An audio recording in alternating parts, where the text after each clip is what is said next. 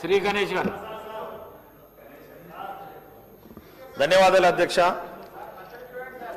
Elevated corridor మీద మాట్లాడే అవకాశం కల్పించినందుకు. మా దగ్గర Paradise to Boinpally dairy farm దాకా ఒక ఎలివేటెడ్ కారిడార్ వస్తుంది.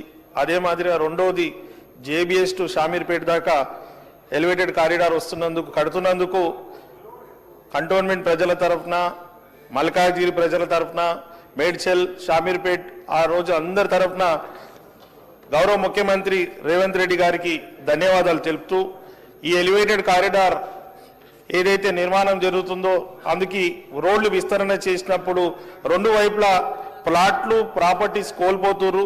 వారికి ఇప్పటికీ జేబీఎస్ టు షామీర్పేట ఏదైతే ఎలివేటెడ్ కారిడార్ నిర్మిస్తున్నారో వారికి కన్ఫ్యూషన్ ఉంది, ఎన్ని ఫీట్లు రోడ్ చేస్తున్నారనేసి.